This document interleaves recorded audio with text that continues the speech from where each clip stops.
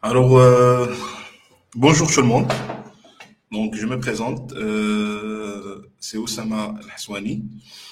Alors, aujourd'hui, dans ce webinaire, on va entamer le sujet des réseaux locaux et tout ce qui est en relation avec les installations des systèmes de la téléphonie IP dans un réseau local.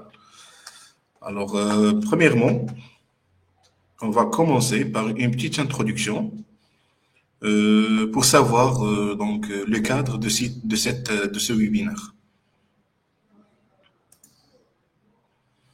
Alors, dans ce webinaire, comme j'ai déjà dit, on va parler sur les réseaux locaux. Donc, un réseau ou un network, c'est un ensemble des équipements électroniques, que ce soit des ordinateurs, que ce soit des imprimantes, des scanners, des équipements ou des solutions de voix IP, qui sont interconnectés et capables de communiquer entre eux. Quand on dit communiquer entre eux, c'est d'avoir le moyen d'émettre et recevoir les données, que ce soit voix ou data. Alors, un réseau informatique permet donc un échange d'informations, que ce soit voix ou data. Pour la voix, on parle de la téléphonie IP, la visioconférence, et pour la data, l'envoi des messages, le transfert des fichiers et l'interrogation de la base de données. Et aussi, par la suite, on va faire un webinaire pour parler approfondi sur l'administration réseau et pour avoir une notion de partage et les niveaux des accès. Aussi, un réseau permet donc d'économiser l'énergie, avoir un gain de productivité et une utilisation rationnelle de bases de données. Et aussi, c'est une meilleure stratégie dans le domaine de sécurité.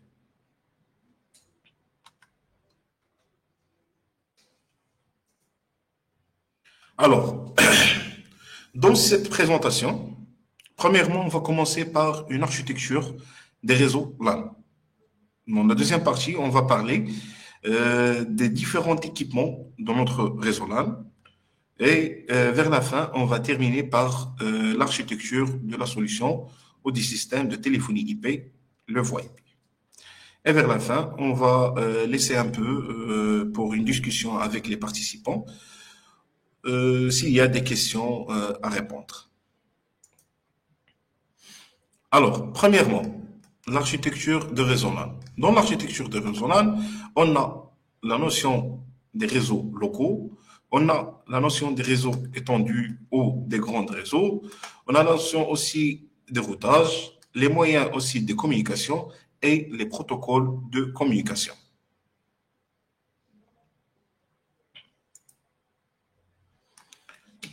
Alors, premièrement, les réseaux locaux. C'est quoi la notion des réseaux locaux? En abréviation, on parle souvent de réseau LAN, c'est Local Area Network. Alors, c'est le réseau qu'on utilise dans notre bâtiment, que ce soit administration, que ce soit dans notre maison, que ce soit dans notre école, n'importe quel endroit, on a un réseau local qui est sécurisé, qui n'est pas connecté à Internet. On trouve toujours des équipements, on a des PC, des imprimantes, on a ici des serveurs, on a aussi des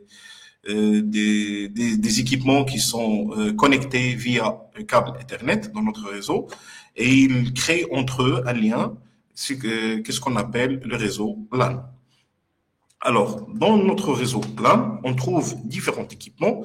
Il y a trois machines essentielles dans notre réseau. On a le commutateur ou le switch, celui qui sert à connecter les équipements entre eux. On a aussi le routeur, c'est la passerelle ou la liaison entre notre réseau local et l'accès Internet. Et on a aussi le serveur des fichiers. Donc là, on peut stocker les données et gérer les sessions des utilisateurs. Donc ces éléments, ces trois éléments sont essentiels pour une entreprise. Mais pour notre réseau dans une maison, on n'a pas on n'a pas besoin de ces équipements car on a juste une box qui joue le rôle de ces trois équipements, qui intègre le commutateur, le routeur, le serveur et la borne Wi-Fi. Alors, par la suite, on va voir qu'il y a des différents types de switches. Il y a aussi des différents types de routeurs. Et il y a aussi des différentes configurations des serveurs de fichiers selon la taille et selon la forme d'utilisation de notre réseau local. Donc, dans le cas, quand on a donc un petit réseau local, donc une petite administration, qui a 5 ou 6 utilisateurs. Alors, le seul moyen qu'on utilise, c'est le switch, le commutateur. C'est lui qui connecte les 5 utilisateurs, que ce soit des PC portables ou des imprimantes ou des PC bureaux dans le réseau local. Mais si on parle d'une architecture qui est plus grande, donc on doit toujours avoir d'autres équipements qu'on va les entamer par la suite, comme le firewall, comme des niveaux trop élevés des commutateurs. Alors, comme vous voyez ici, il y a un petit schéma là qui décrit le dispatch ou notre réseau LAN. Comme vous voyez, il y a des PC qui sont connectés via une borne Wi-Fi. Donc, ils se connectent via le box qui fournit le Wi-Fi au sein de notre réseau local. Il y a aussi des équipements ou des périphériques qui sont connectés à notre réseau via le câble. Donc, toujours, donc on voit qu'il y a des panneaux de brassage, il y a des switches, il y a une armoire qui englobe tout notre matériel. Et aussi, on a des serveurs et des imprimantes qui sont connectés dans le réseau, qui nous aident donc à transférer les fichiers et émettre et recevoir les fichiers juste via notre réseau LAN.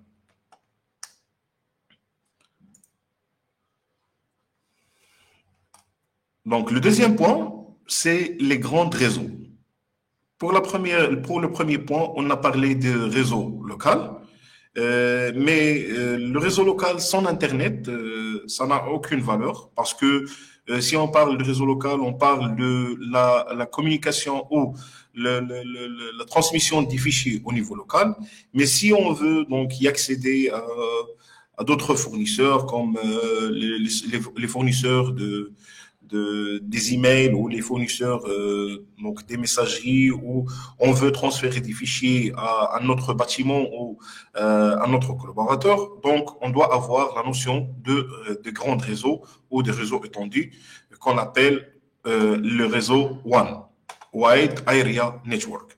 Alors, le réseau LAN, donc c'est un outil qui nous sert à relier notre réseau local avec l'Internet. Donc, la technologie qu'on utilise pour cette liaison, c'est la fibre optique. Donc, la fibre optique nous donne la transmission des données donc via des fils. Donc, par la suite, on va voir la description de le moyen de transport de la fibre optique. Donc, il achemine les données vers des grandes distances ou il connecte des sites de grande distance.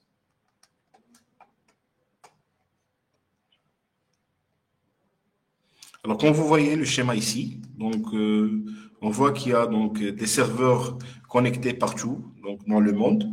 Donc, ils sont connectés via le réseau WAN qui est fourni de la part du fournisseur. Donc, il nous donne une adresse IP donc, partout dans le monde qu'on peut se connecter via cette voie pour acheminer les données vers un autre collaborateur ou une autre entité ou un autre organisme.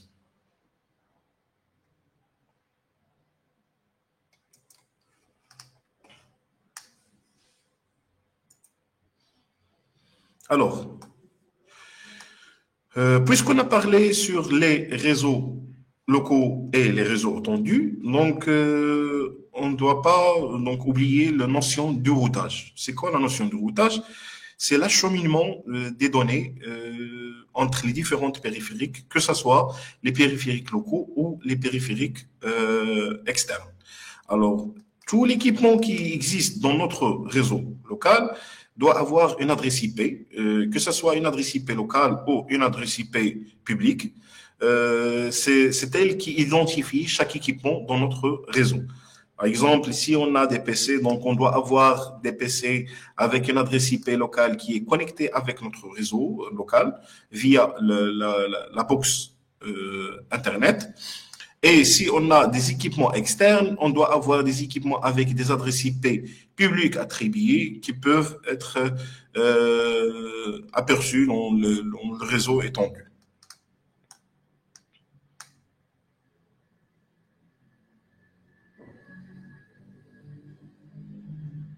On n'oublie pas donc que notre routeur qu'on a dans notre réseau local a toujours une adresse IP fixe de la part du réseau WAN et il a une adresse IP aussi fixe de la part de notre réseau local là.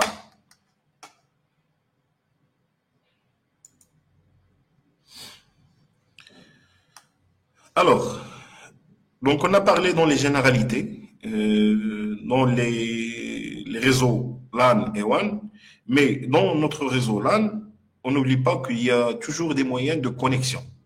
Donc on a deux types de connexion, que ce soit une connexion filaire qui utilise un câble RG45 ou un câble fibre optique pour la liaison.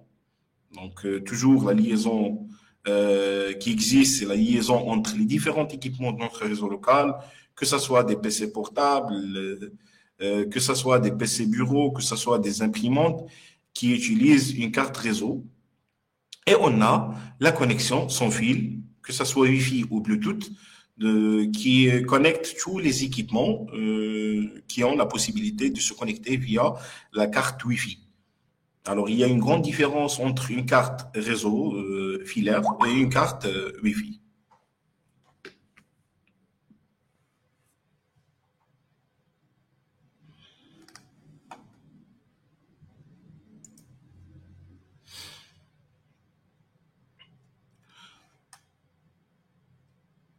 La notion des protocoles de communication. Maintenant, on y arrive à connecter tous les appareils de notre réseau. Mais le moyen physique n'est pas le seul élément essentiel de notre réseau parce qu'il y a toujours des protocoles qui acheminent ou qui sont les moyens de communication dans la partie logique. Alors, donc, qu'est-ce qu'un protocole? Donc, un protocole, c'est un langage qui permet la communication entre les composants informatiques sur Internet. Donc, l'ensemble des protocoles TCP/IP. Donc, TCP/IP, c'est Transmission Control Protocol ou Internet Protocol. Donc, il y a l'HTTP, il y a l'FTP, il y a le SMTP, il y a le POP et il y a l'IP. Pour l'HTTP, c'est le protocole Text Transfer Protocol. Donc, il utilise pour la consultation des pages web. On trouve aussi le HTTPS, c'est un protocole qui est sécurisé de l'HTTP. On a le FTP, le File Transfer Protocol. C'est un protocole utilisé pour transférer les fichiers. On a le SMTP, donc le Simple Mail Transfer Protocol. C'est le protocole utilisé pour l'envoi des emails. On a aussi la notion du POP. C'est le protocole utilisé pour la réception ou pour recevoir des emails. Et on a la notion de l'IP, donc Internet Protocol. Par la suite, vous allez voir ces notions partout parce que ce sont les bases de notre réseau local. Alors, pour l'IP, Internet Protocol, ce protocole qui attribue une adresse IP lors de notre connexion à un serveur. Alors, il faut toujours, dans la nature d'apprentissage, il faut toujours avoir des notions de base théoriques, comme ça, pour mieux comprendre les blocages et les anomalies qu'on trouve par la suite, ou de même qu'on veut établir une architecture réseau, où on veut donc structurer notre réseau local.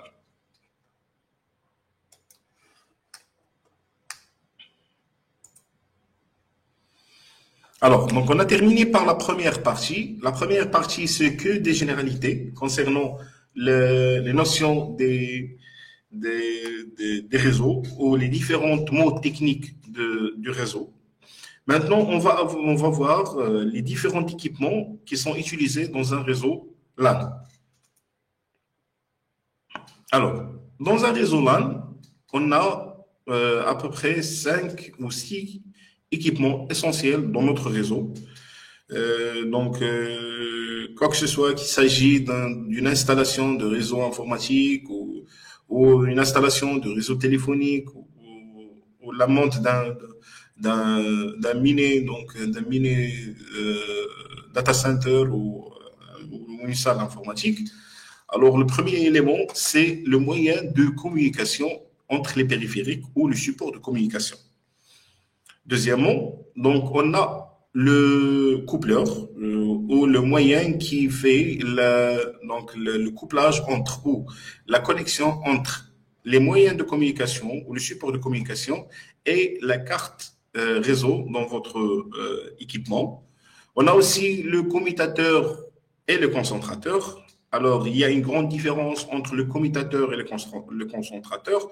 Alors, pour le concentrateur, donc, qui travaille, donc, c'est un équipement qui fait le lien entre les différents équipements dans notre réseau. Mais le commutateur, c'est un équipement le plus intelligent que le concentrateur lors de la diffusion des informations ou des packages. On a aussi la partie serveur NAS. Donc, c'est un serveur de stockage fichier. Donc, là où on fait la sauvegarde de notre fichier, de tout notre travail ou notre business. Là, il est sauvegardé dans un serveur NAS. On a aussi la notion de firewalling ou le firewall, le pare-feu. Donc, c'est un équipement qui protège ou qui fait la sécurité de notre réseau local. Comme vous savez, donc, dernièrement, il y a pas mal des attaques. Donc, si votre réseau n'est pas sécurisé ou vous n'avez pas un firewall, alors vous avez le risque d'être piraté, donc, et vous avez le risque de perdre vos données. Il y a aussi donc la passerelle, donc c'est le routeur, c'est lui qui nous fournit l'accès Internet. Et dernièrement, on a la notion de l'onduleur, donc c'est un équipement électrique qui est un élément essentiel dans notre réseau local pour assurer donc le fonctionnement de la partie électrique dans notre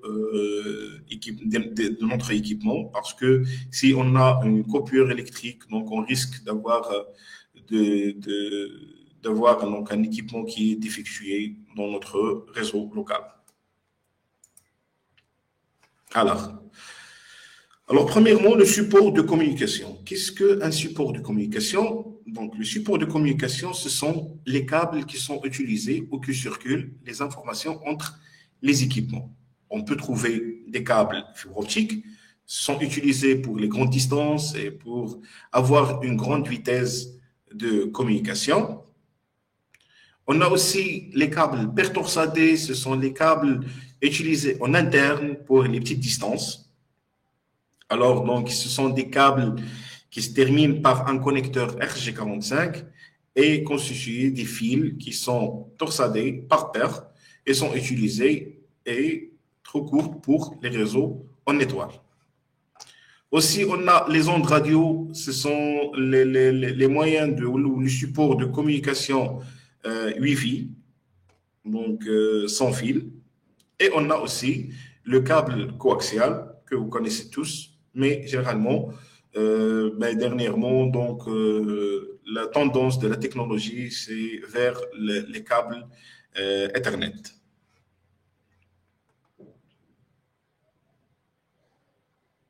Alors, le moyen ou le support de communication, c'est l'outil qui connecte tous nos périphériques dans le réseau. C'est la partie câblage. Le deuxième élément, c'est le moyen de raccordement ou le coupleur. Donc, comme vous voyez dans la figure, donc c'est une carte réseau qui est intégrée dans chaque machine connectée dans notre réseau local. Là, on trouve donc un petit port RG45 pour donc brancher notre support de communication, donc le câble RG45 ou câble pertorsadé. et il est intégré dans la carte mère de notre équipement pour être authentifié dans notre réseau via cette carte réseau.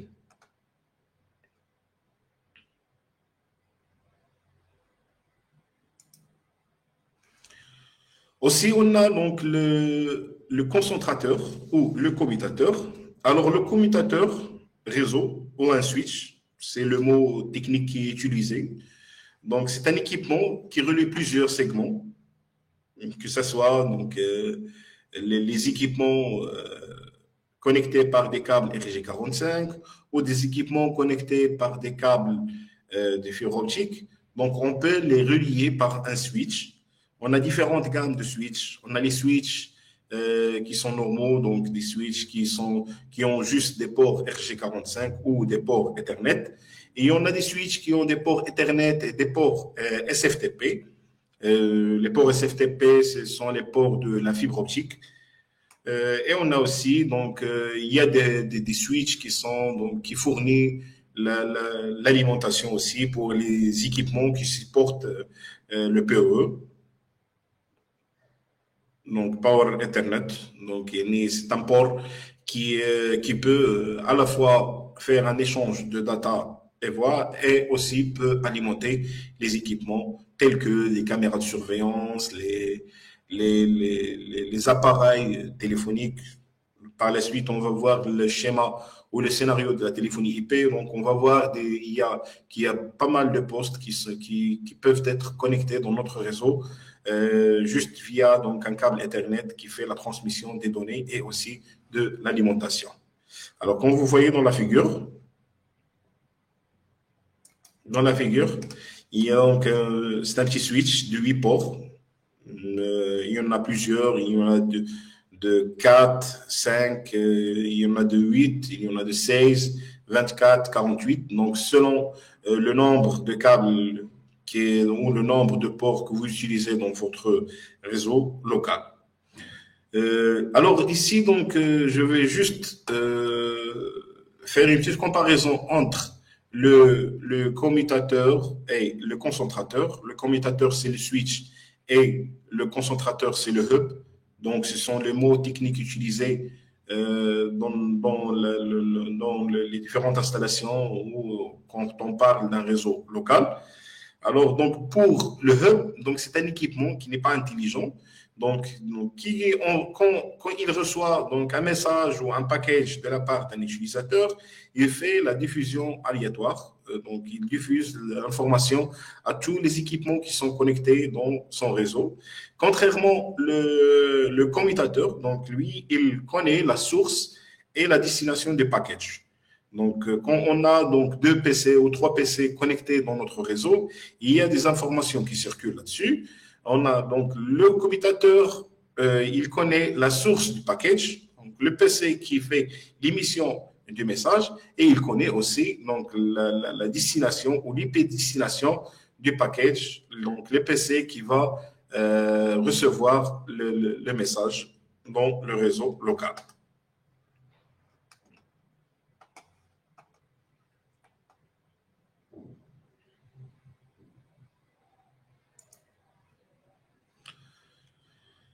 Maintenant, on va parler de la passerelle ou le routeur.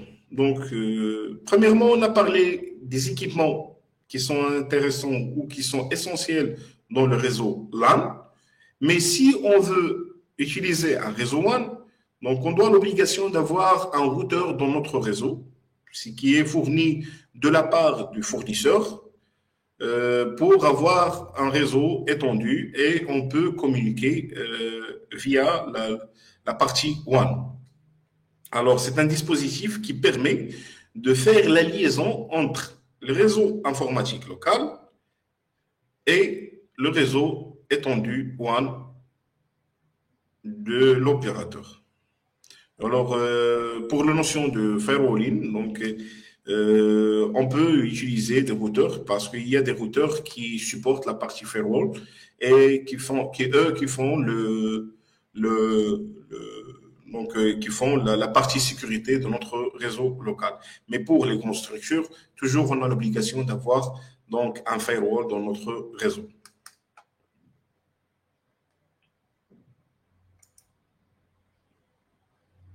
Voilà, donc la notion de firewalling, donc comme j'ai déjà dit, donc c'est un élément essentiel dans l'architecture réseau.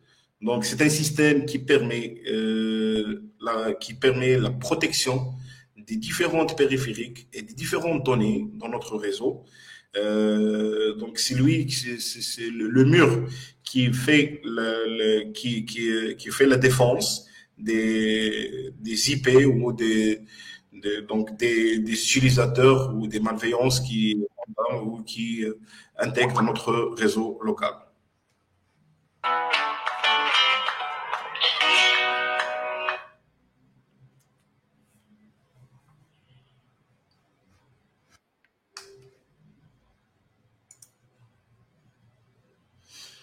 Alors, chaque structure ou chaque réseau a des données essentielles. Chaque réseau a des données essentielles qui ne peut pas les perdre. Alors, s'il ne veut pas les perdre, alors il a l'obligation d'avoir un serveur NAS, donc pour l'archivage et pour la sauvegarde des données. On va faire un autre webinaire qui décrit ou qui explique mieux la partie ou la notion de sauvegarde. Mais pour le moment, on va parler de l'élément du serveur. C'est lui qui fait l'archivage, c'est lui qui fait qui englobe les différentes applications qu'on utilise dans notre réseau local. Et là où on trouve le backup des différentes transactions qui sont mises dans notre réseau local ou des différents échanges qui sont donc produits dans notre réseau local.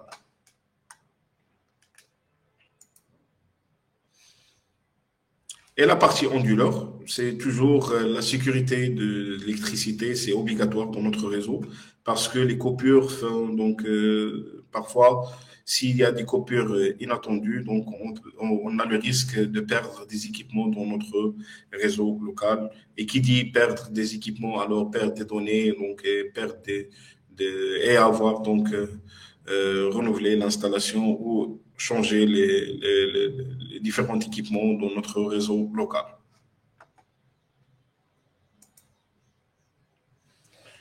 Ok, donc pour les deux parties, les deux premières parties, donc on a discuté donc sur les réseaux locaux. Maintenant, on va parler sur le système de voie IP. Mais sans un réseau local bien structuré et bien installé, on ne peut pas donc utiliser un système de voie IP, que ce soit un système open source ou un système avec licence. On a l'obligation d'avoir un réseau local bien structuré.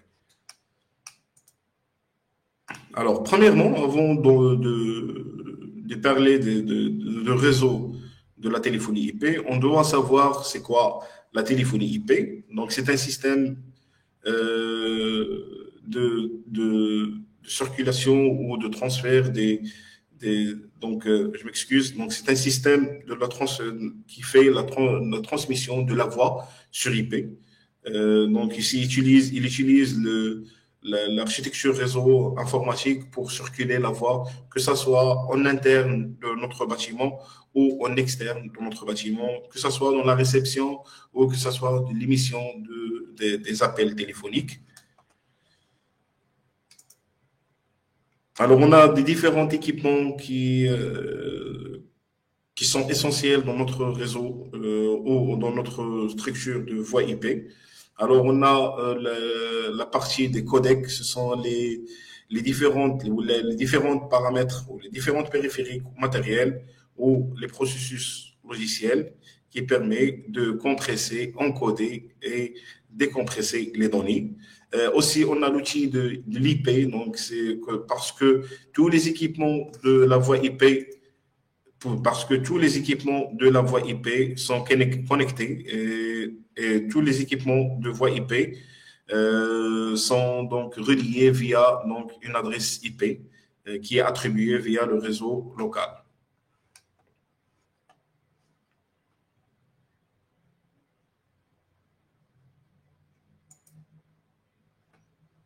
Aussi, on a la partie de PBX. Donc, les PBX, c'est le cœur de notre réseau téléphonique. C'est lui qui fait l'organisation du flux, c'est lui qui fait l'attribution des extensions, c'est lui qui fait la gestion totale de notre parc téléphonique.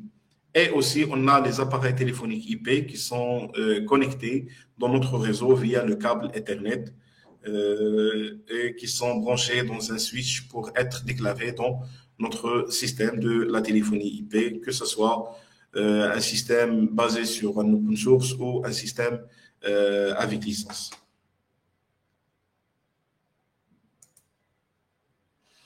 Alors, pour l'architecture de la téléphonie IP, comme vous voyez ici, on a la partie qui concerne l'opérateur. C'est lui qui a c'est lui qui a l'autorisation de nous fournir un accès, que ce soit Internet ou un accès téléphonique. On a les équipements qu'on utilise pour la conversion des lignes opérateurs vers des lignes IP. Et aussi, on a le cœur de notre réseau, c'est le switch, c'est lui qui fait c'est un point de rassemblement entre les différents équipements de notre réseau, que ce soit les passerelles, le serveur, les appareils, que ce soit qu'on utilise des communications via des appareils téléphoniques ou des applications desktop ou des applications mobiles. Donc, c'est le switch qui fait le point de rassemblement de tous ces équipements. On a la partie serveur, c'est l'équipement qui nous donne la possibilité d'installer notre logiciel de téléphonie IP ou n'importe quel logiciel dans notre réseau local.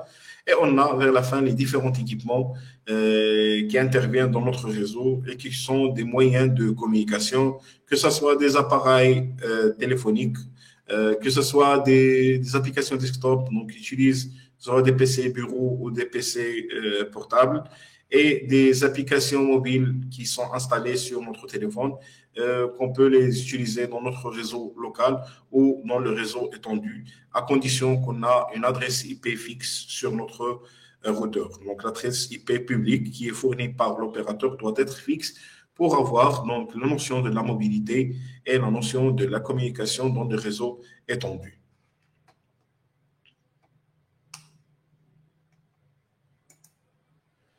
Alors, parfait. Donc, on a parlé sur pas mal de choses. On a entamé dans la première partie donc, la notion des réseaux locaux et réseaux étendus. Par la suite, on a parlé des différents équipements qui interviennent dans notre réseau local. Et vers la fin, on a parlé des systèmes de téléphonie IP ou les différents équipements qui interviennent dans notre réseau local pour être un moyen de transmission de la voix dans notre réseau local. Alors, dans cette partie, si vous avez des questions concernant ce sujet-là, donc on est prêt à répondre. Merci.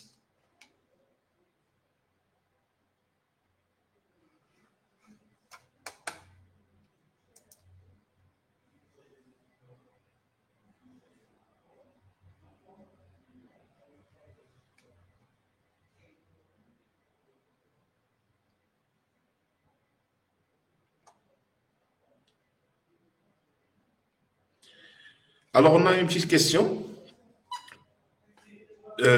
pour le serveur NAS. Oui, donc, est-ce que vous avez parlé de serveur NAS de stockage hors ces dispositifs? Donc, est-ce qu'il fait la sauvegarde automatique des données sans aucune intervention? Oui, effectivement. Donc, mais à condition que vous faites la configuration dès le départ pour avoir une sauvegarde automatique et pour avoir un backup automatique. Donc, vous avez une autre question?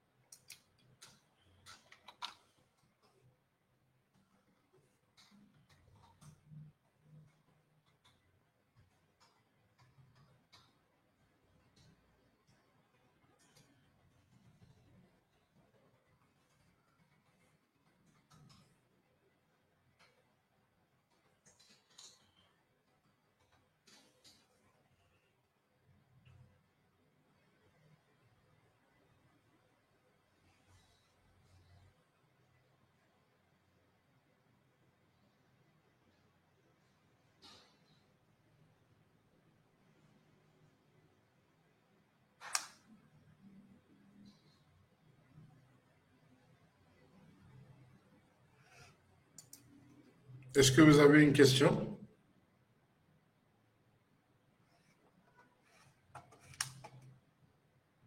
Alors, comment configurer le NAS? Alors, le NAS, c'est un périphérique qui est installé derrière derrière le routeur Internet. Il est donc installé dans notre réseau local et aussi il est configuré de telle sorte qu'il y a à voir. Et il est configuré, donc que ce soit via une application mobile ou via une application donc du NAS pour pour faire la sauvegarde donc, dans notre fichier ou notre, donc, toutes les paramètres dans notre réseau local.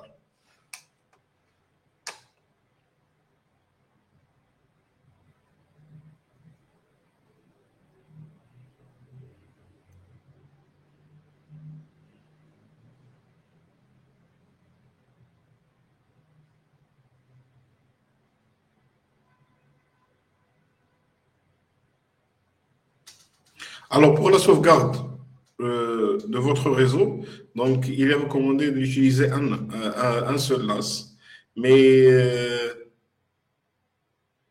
d'un seul NAS. Mais si vous voulez, donc, vous avez le risque de perdre vos données, vous pouvez utiliser deux et faire un backup entre les deux.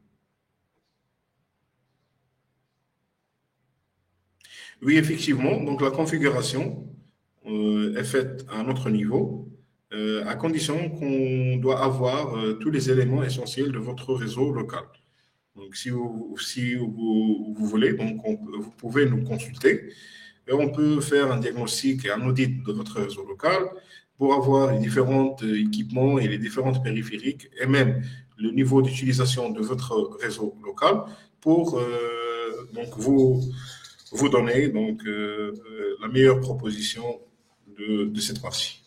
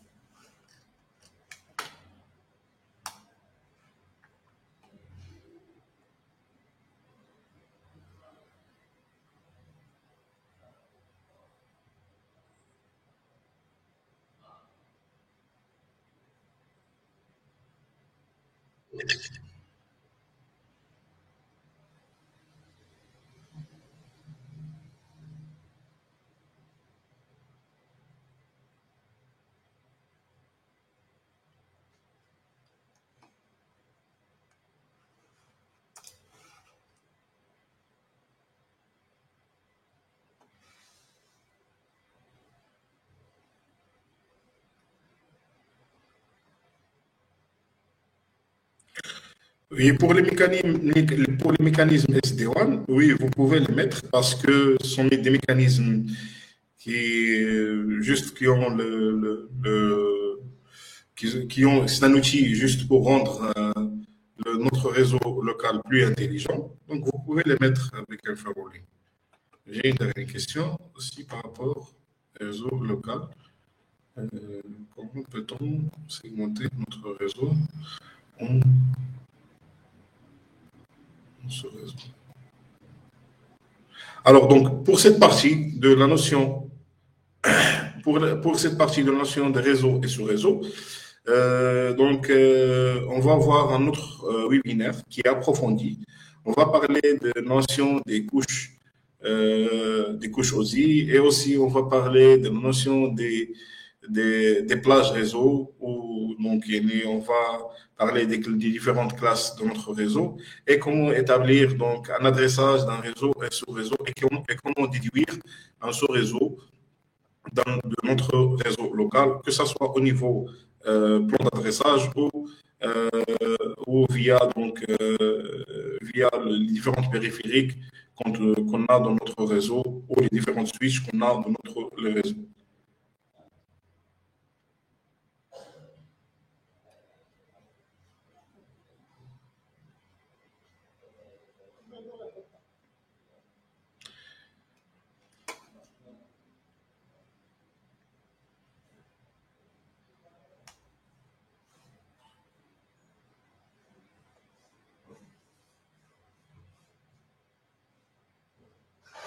Alors, donc, je vois qu'il y a pas mal de questions sur les notions de switching et la notion de réseau et sous-réseau.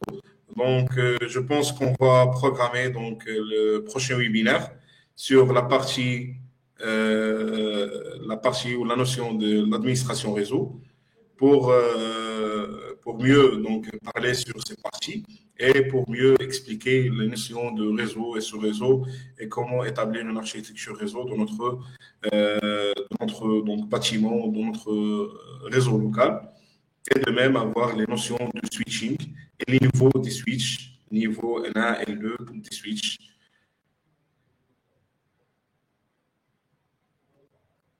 Et aussi, on va voir la notion de switch fédérateur et la notion de maître esclave. On va de même avoir le réseau en étoile, et voir comment on peut schématiser notre réseau local. Alors, je vous remercie pour votre participation dans ce webinaire. On vous donne rendez-vous dans le prochain webinaire, qu'on doit plus parler sur la notion des réseaux locaux et l'architecture de notre réseau local.